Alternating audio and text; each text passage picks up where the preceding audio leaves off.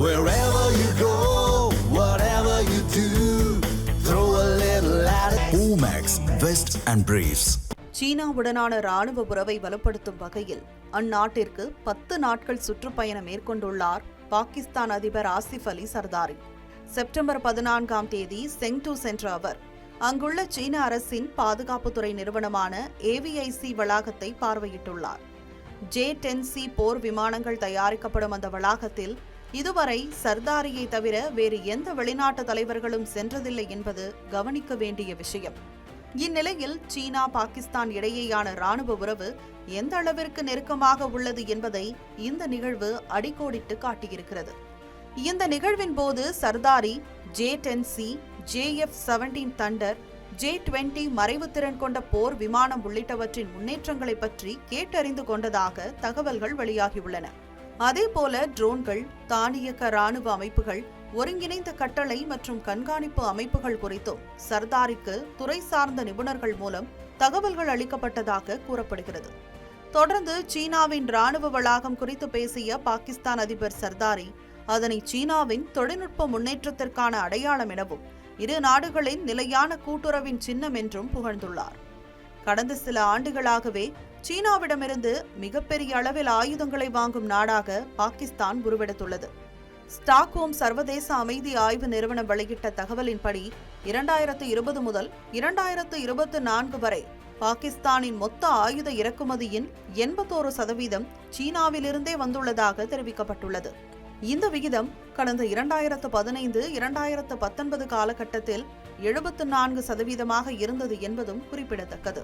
தற்போது பாகிஸ்தான் விமானப்படையில் 36 J-10C போர் விமானங்களும் 161 JF-17 போர் விமானங்களும் உள்ளன.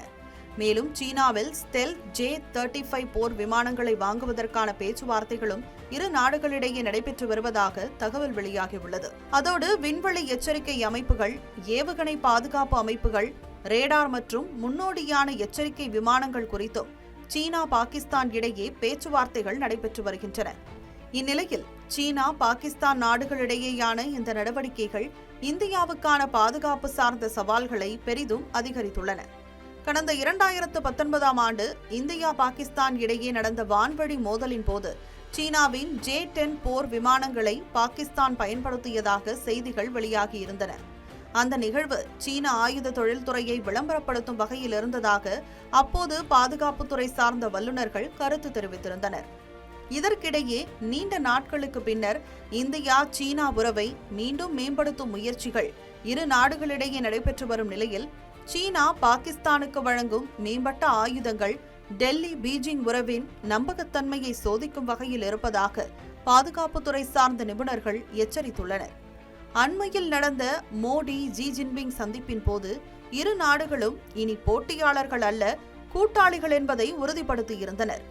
ஆனால் தற்போது பாகிஸ்தானுக்கு சீனா வழங்கி வரும் ஆதரவு இந்தியா சீனா உறவை எந்த வகையில் பாதிக்கப் போகிறது என்பது எல்லை பாதுகாப்பு ரீதியாகவும் புவிசார் அரசியல் ரீதியாகவும் பல்வேறு கேள்விகளை எழுப்பியுள்ளது.